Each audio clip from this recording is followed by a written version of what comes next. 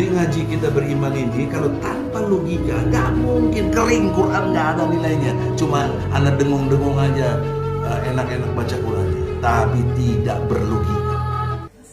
Assalamualaikum warahmatullahi wabarakatuh. Waalaikumsalam.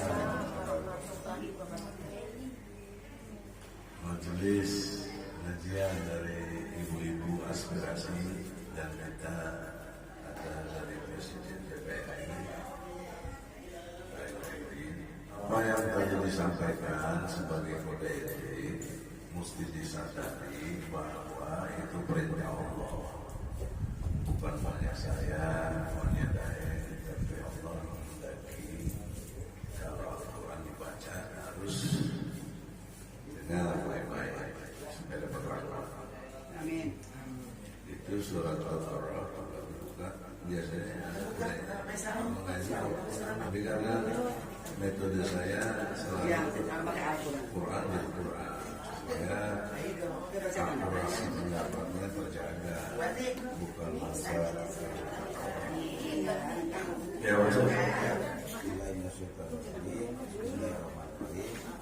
Dan apabila dibacakan Al-Quran, maka dengarkanlah baik-baik dan perhatikanlah dengan tenang agar kamu mendapat rahmat.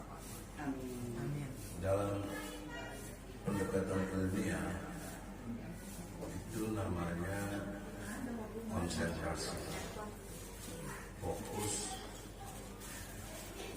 dan perhatikan itu dalam perspektif cara berpikir adalah betul-betul menjaga akal benar tadi. Kalau tidak dengan akal benar tidak bisa memperhatikan. Oleh karena itu pendekatan ilmiah dalam ajaran Islam sudah diajarkan sejak awal. Ini kan informasi ini sudah 1500 tahun lalu ayat Quran. Tapi sampai sekarang masih bisa aktual dan bahkan dijadikan landasan dalam cara berpikir, yaitu konsentrasi, fokus, dan menggunakan akal yang baik. Oleh karena itu kita mulai dalam konteks ngaji sekarang. Saya tadi kasih tema Rebuati kepada dia hadirin Nyambut Ramadan. karena nyambut Menyambut bulan Ramadan. suci Ramadan. Kita buka Al-Baqarah 183. 183. 183 bukan. Hai orang-orang yang beriman, diwajibkan atas kamu berpuasa sebagaimana diwajibkan atas orang-orang sebelum kamu agar kamu bertakwa. Dia ada dua ketentuan di situ. Ya ayyuhallazina amanu kutiba alaihimusiyam kama kutiba alal ladzina min qablikum la'allakum tattaqun. Jadi perintah Allah dalam berpuasa sebagaimana orang-orang terdahulu, ya pasti mengikuti Rasul, orang terdahulu. Dan agar supaya itu aja masih agar atau akan atau supaya. Artinya puasa yang dilakukan kalau tidak berkualitas seperti orang-orang dulu, nggak sampai nilai takwa itu, nggak sampai. Apa bukti dari itu? Kalau lihat Indonesia dari tahun 45 merdeka, kita sudah menjalankan bulan puasa, berarti kurang lebih sudah 75 tahun, 75 kali bulan puasa. Dalam pengertian harus setiap tahunnya sekali. Dan kita akan masuk lagi besok. Lalu pertanyaan seriusnya, mana orang-orang yang takwa itu? Kok setelah puasa hilang begitu saja? Kok setelah puasa keadaannya nggak ada perubahan menuju orang-orang yang Allah ridhoi sebagai yang bertakwa. Kemaksiatan semakin tinggi, 7 kali ganti presiden tidak punya makna. 7 presiden yang ada tidak memperlakukan hukum Islam. Lalu majelis ulama juga apa nggak ada juga perubahannya ke arah itu. Malah mengikuti kebijakan pemerintah. Ya ketua ulamanya si Pak Arif Amin malah ikutin di Wapres, ikut larut kepada keadaan, tidak menunjukkan ketakwaan. Saudara-saudara, ada etikanya dalam bulan Ramadan ini, yaitu ini tamu agung, katanya Rasul mengatakan ini tamu agung bulan Ramadan. Perumpamaannya tamu agung, misalnya orang-orang yang agung itu orang yang sangat dinanti-nanti keadaannya, orang yang betul-betul diharapkan kehadiran.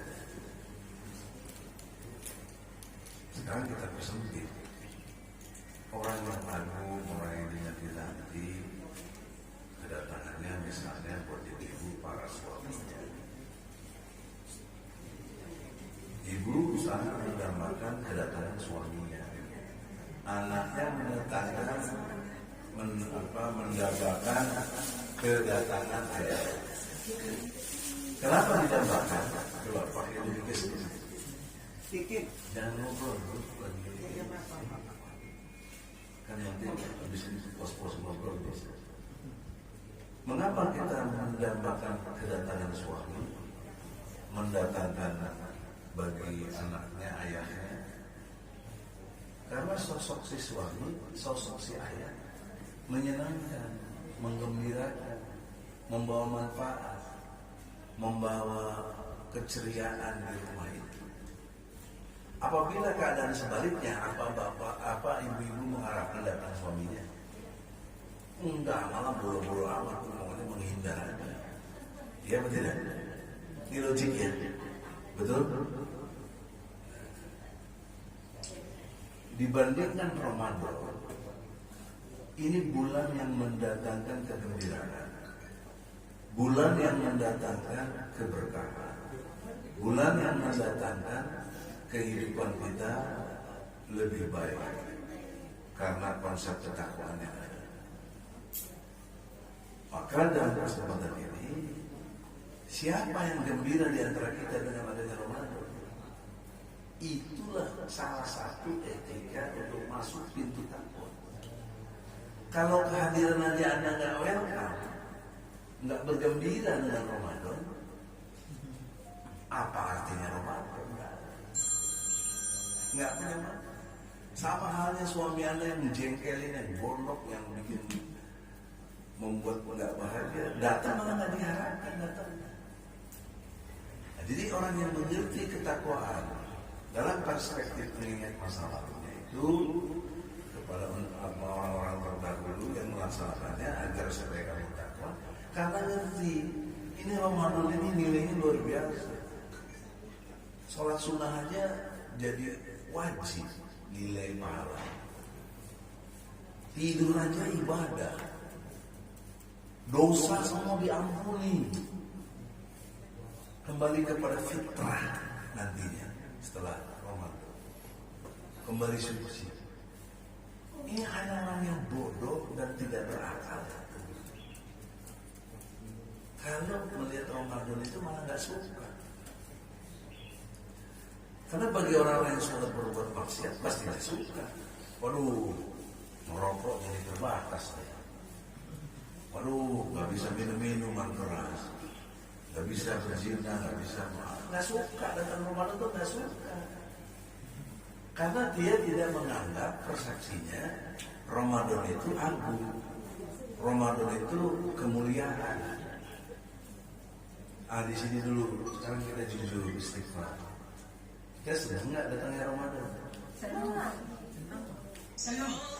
Namanya kita bikin ketemuan nih bang, menyambut Ramadan. Ini memang acaranya buat menyambut. Harus ada bukti-bukti peningkatan dari Ramadan yang lalu ke sekarang dan seterusnya. Apa peningkatannya? Aspirasi udah berapa tahun? Baru setahun? 2 tahun. 2 tahun. Lebih dong buat. Aspirasi kalau itunya udah dari 2014. Itu udah dari Aspirasi loh ini. Namanya bukan aspirasi tadinya bang. Nah jadi jujur nih kita ganti karena yang kita dukung tidak sesuai dengan kenyataan. Kita ganti namanya. Jadi nama aspirasi baru 2 tahun. Sebelumnya kita dari tahun 2010. Bang Egy lupa berarti. Bang Egy lupa. Kita Bang pernah- Egy Sujana sebagai pembina. Lupa. Kecut Tapi dia lupa. Pak Egy-nya lupa justru sendiri. Nah, Kita dulu empati. pertanyaan saya tadi aspirasi. Aspirasi 2 Kalau tahun. yang dulu taunya nenek-nenek militan.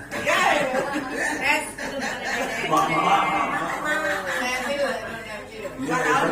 Kalau sampai nenek masih militer tuh hebat. Kayak 2 tahun. Nah, kualitas 2 tahun dalam perspektif Ramadan harus peningkatan agar supaya kamu bertakwa. Sekarang kita rumuskan. Ini ngobrol sendiri aja. Sekarang kita definisikan buati, bujati. Apa itu takwa? Biar kita sampai kepada nilai ini. Coba ya kan apa ibu-ibu pernah dengar takwa ialah apa? Takwa ialah Ayo nanti Sungguh-sungguh. Menjauhi segala perintahnya, Lain. menjauhi larangannya. Ya sungguh-sungguh mematuhi perintahnya, menjauhi menjauhi larangannya. Kalau itu takwa, nggak ada orang takwa. Gimana bisa menjauhi larangan Allah sistem kayak begini? Bagaimana menjalankan perintah Allah? Banyak sekali hukum-hukum Allah yang nggak bisa jalan. Nggak ada yang takwa. Gimana? Nggak sampai-sampai. Itu akal benar dalam mengevaluasi. Maka saya coba mendefinisikan takwa seseorang itu, kita siapapun orangnya bisa kita ukur adalah kemampuan untuk membuka peluang kepada ibadah seluas-luasnya dan berupaya mencegah kemaksiatan seketat mungkin sehingga tidak terjadi kemaksiatan. Nah, jadi yang dilihat oleh Allah upayanya kita. Nah, Buati dan kawan-kawan yang aspirasi, saya melihat ada upaya untuk menjaga peluang beribadah. Contohnya apa? Salah satu ini undang ngaji. Sudah benar. Ya, insya Allah tingkatkan lagi apa? Keberanian untuk hal-hal lain yang peluang ibadah itu tercipta. Kemarin saya undang ajak ke MPR DPR, nggak ada yang datang. nggak undang. Nggak ngundang Bang Egy, jangan salah. Ada orang di depan, orang di Nggak depan. ngundang, nggak ngundang. Daim lindung yang ada. Ayo Daeng nggak ngundang. Ya gimana Bang Egy? Ya udah, itu udah terjadi. Intinya apa saya ke MPR DPR kemarin? Menutup peluang kemaksiatan di Indonesia secara struktur kekuasaan. Karena MPR yang punya kewenangan mengevaluasi bahkan mencopot presiden. Betul bang, betul bang. Karena presidennya banyak masalah yang membuat kita tidak tegak hukum Islam. Nah, saya suratin resmi, suratnya sudah saya kirim. Udah baca kan? Udah baca. Sampai 66 janji presiden yang dilalaikan. Nah itu kenapa MPR DPR tidak bisa mengingatkan? Berarti di MPR DPR tidak ada peluang untuk beribadah, justru membuka peluang kepada maksiat. Karena ada lagi pikiran untuk 3 periode. Bagaimana 3 periode yang jelas-jelas bertentangan dengan Undang-Undang Dasar? Nah ini yang nggak dimengerti oleh banyak Indonesia rakyat. Jangankan rakyat, tokoh-tokohnya nggak paham. Jadi menganggap ritual puasa ini biasa-biasa saja. Nanti habis sahur, mulai habis sahur terus masuk suasana puasa sampai nanti buka kurang lebih jam 6 sore. Udah gitu aja. Jadi kata Rasul, orang begini hanya dapat lapar dan dahaga saja. Nggak dapat nilai ketakwaannya itu apa kan? Karena nggak ada upaya untuk menciptakan kondisional objektifnya, dia menutup peluang segala bentuk maksiat. Padahal dia punya jabatan, apalagi presiden, gampang sekali, cuma keluarin SK, tutup itu maksiat semua. Juga Anies katanya gubernur yang Arab, dari Arab beragama Islam, kita dukung betul-betul. Nah, ada sudah 4 tahun jadi gubernur mengeluarkan ketentuan yang bertentangan dengan syariat Islam. Itu tidak ada. Melarang miras misalnya. Itu pelacuran, perzinahan segala macam terus berlangsung di Jakarta. Perjudian, banyak sekali yang terjadi. Sementara gubernur punya kewenangan untuk melarang itu. Bahkan punya kewenangan untuk memerintahkan sesuatu. Terus kita ikut pendukungnya. Jadi apa kita mendukung yang enggak menunjukkan tegaknya hukum Islam? Nanti diulangi lagi nih. Bentar lagi ada pilkada. Diulangi lagi nanti ada pilpres. Dengan cara-cara berpikir yang tidak ada pesan moral dari puasa. Saya ingin samakan dulu persepsi kita. Pesan moral dari puasa apa tadi? Halo? Meningkatkan bertakwa. Agar supaya kamu bertakwa. La'alakum tattaqun. Itu udah 1500 tahun ini dikasih tahu oleh Allah. Kok kawas kieu wae cenah? Ardolin enggak kali campur.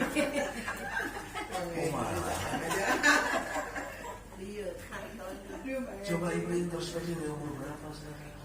Saya juga sudah relatif senja. Ya Allah, mudah-mudahan dikasih umur panjang supaya bisa sempat taubat dan banyak sedekah. Oleh karena itu, poin penting ngaji sekarang ini menjadi satu sandaran yang amat sangat penting untuk mengukur puasa kita diterima apa enggak sama Allah. Diukur dari program kita yang mencegah segala bentuk kemaksiatan dan membuka peluang seluas-luasnya kepada ibadah. Nah, maka harus kita mengerti secara sistematis. Ini kan tadi objektifnya.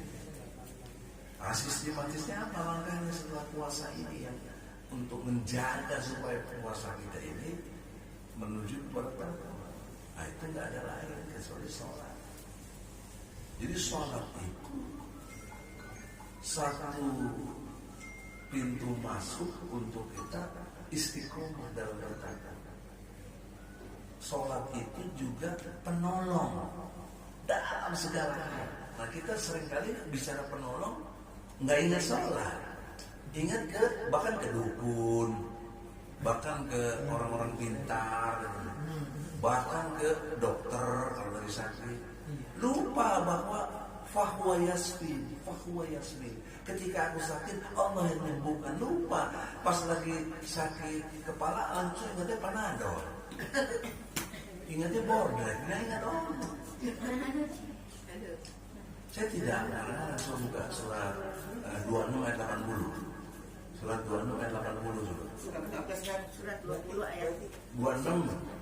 Baca-baca. Ini ibu-ibu kan punya anak, punya istri, punya suami itu sering kalau ada sakit dia keluarga tuh langsung ingat ayat ini. Jangan ingat Panadol, jangan ingat Proma. Ayat berapa, Bang? 80. 80. Surat 2. 26. supaya kita logika Quran itu melekat betul dengan Nih. Dan apabila aku sakit, dialah yang menyembuhkan aku. Nah, kenapa kamu ke dokter nggak ingat Allah dulu? Ikhtiar kan? Iya, ada proses gitu. Ini yang saya tanya, waktu kamu sakit kepala, kamu ingat Allah apa Panadol? Ingat Allah.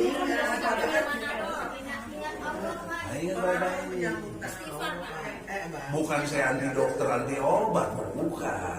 Ini sistematis berpikir. Harus disadari ketika kamu sakit langsung ingatnya ulangi, ketika kamu sakit ingatnya Allah. Ini masih nggak kompak ya. Halo Buati, jangan ngomong. Ketika kamu sakit harus ingatnya Allah. Allah yang menyembuhkan. Beda dengan pas sakit ingatnya obat-obatan, ingatnya dokter. Secara substansi saya bertaruh secara intelektual. Dokter tuh nggak tahu sakit kita apa buktinya. Waktu ke dokter ditanya sakit apa. Dokter nggak tahu aja tuh dibilang dokter yang nyembuhin gila ini orangnya.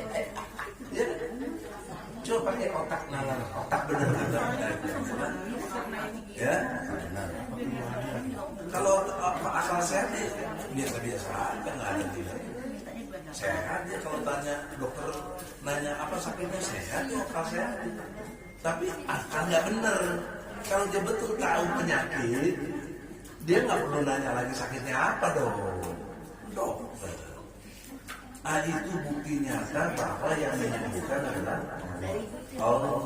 Dokter juga sakit, terus apa sakit siapa deh? Minum obat juga. Ya, apa? Nah, jadi proses waktu minum obat itu Bismillah. Ya Allah, karena jalanmu inilah obat ini nggak mungkin jadi obat kalau tanpa izinmu. Nah, ini maksudnya baru minum obat. Jelas ya? Jadi Quran ini dasar. Apa aja yang ibu persoalkan ada jawaban. No battery, please charge. Akan tetapi kita tidak menyadarinya dengan baik. Sebagai bukti ya, tadi kan ayat 80. Coba baca dari ayat 25-nya. Ayat 25. Bukan ayat berapa? 80. No battery, Ayat please charge. 75 sampai 80 baca. Artinya apa? Ya. Dia Ibrahim berkata, Halo. apakah kamu memperhatikan apa yang kamu sembah? Kamu dan nenek moyang kamu yang terdahulu. Sesungguhnya mereka apa yang kamu sembah itu musuhku. Lain halnya dengan Tuhan seluruh alam, yaitu yang telah menciptakan aku, maka Dia yang memberi petunjuk kepadaku, dan yang memberi makan dan minum kepadaku. Nah, ingat tuh, memberi apa? Allah. Makan minum itu yang kita makan minum itu substansinya dari Allah. Kita masuk makan dari mana? Dari buati. Jadi nggak ada yang kelaparan ya Pak? Oh iya, kalau betul bertuhan kepada Allah. Ini substansi. Ini keseharian. Makan minum kan keseharian. Sakit atau nggak sakit itu keseharian. Ya, lanjut. Dan apabila aku sakit, Dialah yang menyembuhkan aku. Udah, kan sampai situ tadi. Iya. Harus dimengerti itu. Makan, minum, hidup kesehariannya, ya orang hanya ngikutin nenek moyang. Tuh sampai zaman Ibrahim. Nah, setelah Ibrahim hadir, diberitahu bahwa Tuhan yang benar itu Allah. Karena udah masuk panjang, kita